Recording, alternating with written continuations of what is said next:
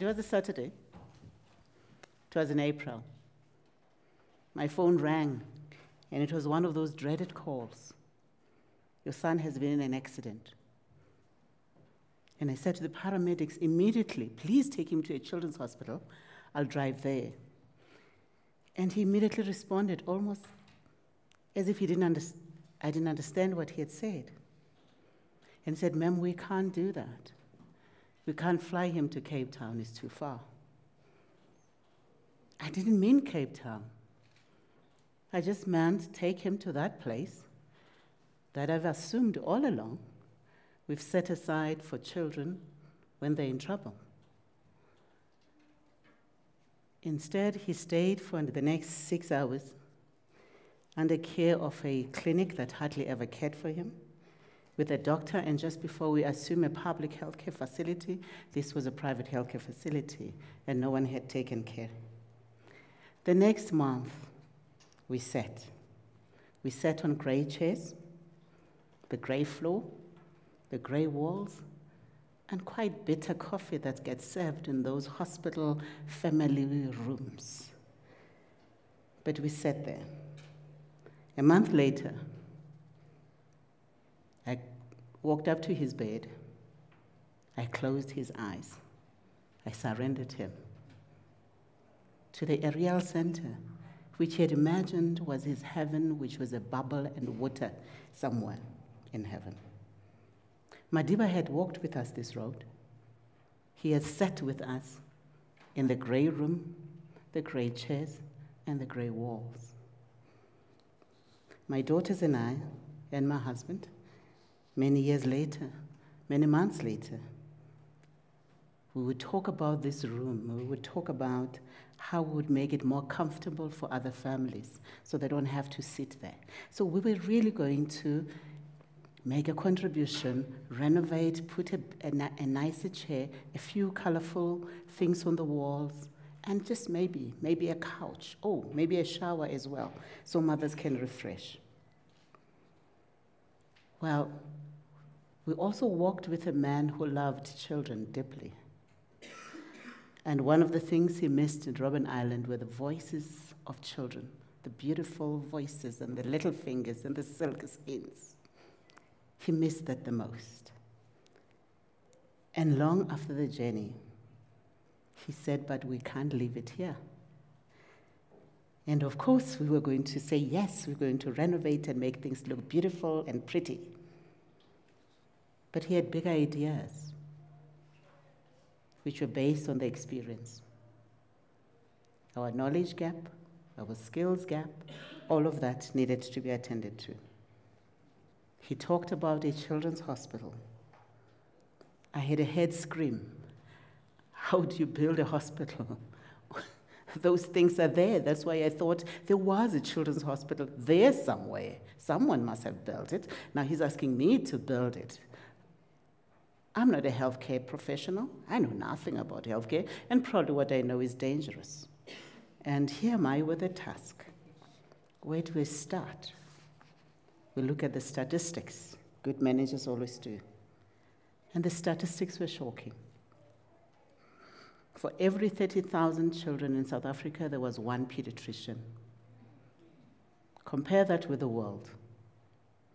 For every 1,800 children in the United States, for example, there would be one pediatrician. So our ratios were bad. The continent of Africa, as we all know, is a young continent. It's the one continent whose population is mostly under the age of 30. But for this continent, we found there were only 4 children's hospitals. 2 were in Egypt, 1 was in Kenya, and of course the one that the medical people were referring to, the Cape Town Hospital. This served all our children. And the population, small population of Canada, that's probably the population of a province here, had no less than 19 children's hospitals. In the United States, there were 157 children's hospitals. We drew a concept paper, as we often do as managers, and I did. I drew a concept paper that our board looked at. Already we knew it would cost us about R1 billion to do this, to train, to build, to train. There are lots of things that needed to be done. It would take us so much money. And I remember almost my cute, I can say cute, concept paper about the need. And when I compare it to the business case that we completed in 2012, it just shows how long the journey was and how much we had to learn. Madiba had dedicated and asked his wife, Mrs. Grasha Machel, to provide leadership. We needed her leadership. More than that, we probably needed a mom. We needed someone who knew a little bit better than us. As we concluded, we found a philanthropist who answered my big question, my greatest scream in my head. How? We're going to find this money. And the philanthropist immediately committed not only to build, but to equip and to help manage and operate the hospital. My job is done. Or so I thought. I went home and I said, my job is done. In 3 years' time, we'll have a hospital. I've got a funder. All what I have to do is to do all the technical work. And indeed, he came through. He helped us with all our feasibility studies. He immobilized donors. We're best friends. We talked almost daily. He was going to be not only a funder, but he was going to be our partner. As life would happen, he then founded a foundation. And one of the first projects for them to review was this one.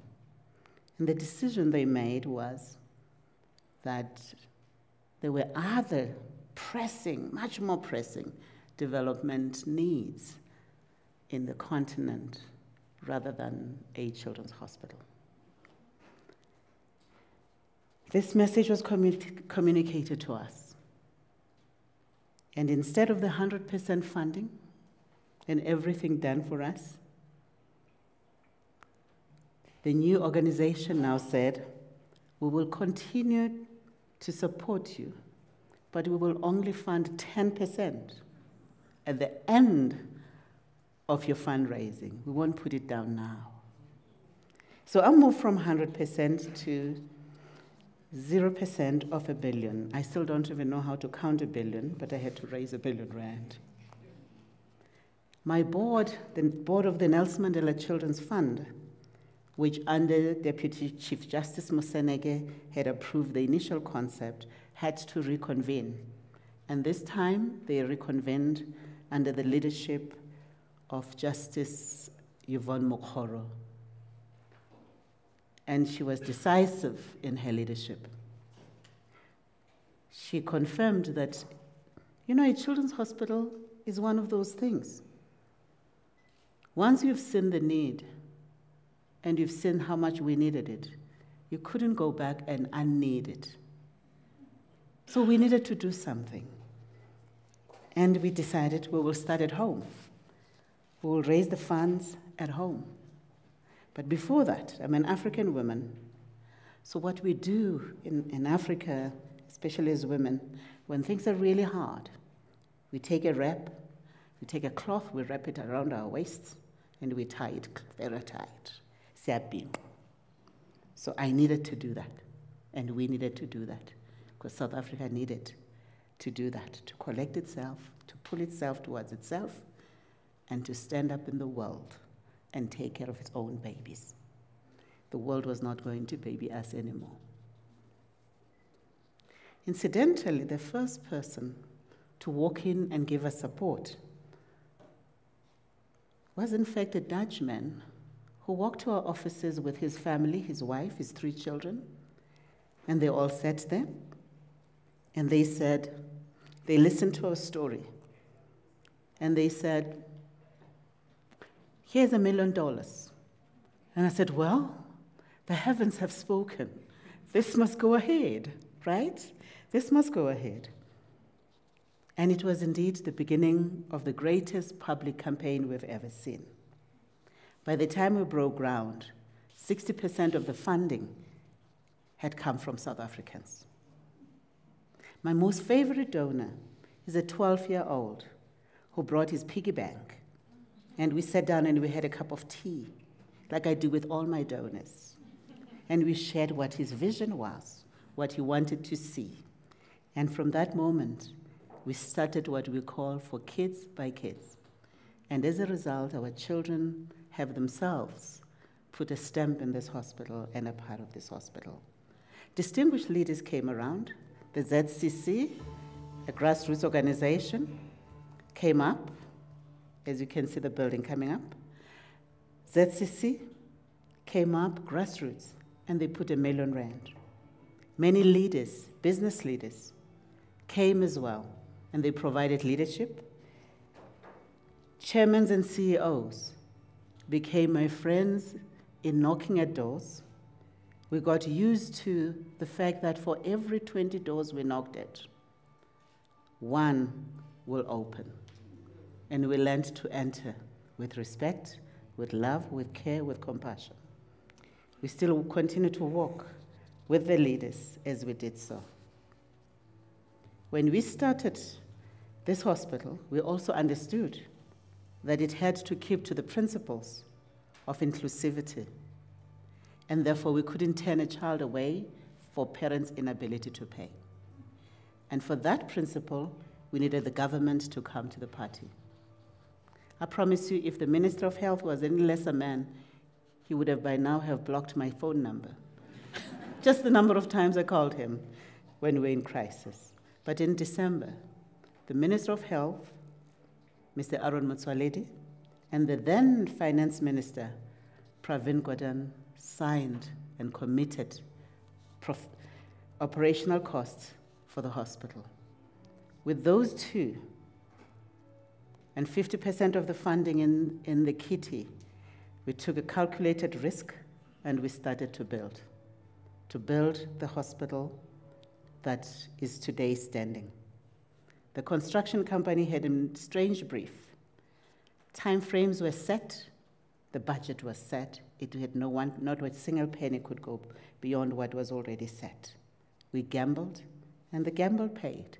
As they built, we raised funds. As they built, we raised funds. But that was not the only gamble. We also were playing another cat and mouse game with the training and the skills. Who was going to be the people? We were going to find the skills. We found enough funding for the National Skills Fund to start training. So 3-4 years before we started building, we were already training and hoping that the pipeline will be ready by the time we reopen. We open the facility. And of course, at this point, we're thinking it's just an infrastructure project. But really, when this hospital is measured, 20 years down the line, it will be on care for children, levels of research, our capacity for research, transformation of healthcare, in the best interest of children. This is probably one of the biggest, if not the biggest, civil society-led initiatives in South Africa. It's also an indication that we as a continent are capable of reimagining ourselves, of imagining different realities. Even as we walk through the wards of the hospital today, treating the next Mandelas, not knowing which one of them is our next Mandela, and therefore treating each one of them with care. We're still worried how far we can go, but we are confident that with all the people who've gathered, as Africans do, we've all gathered to make this possible and to change the world for our children. As Mandela said, it always seems impossible until it is done. I thank you.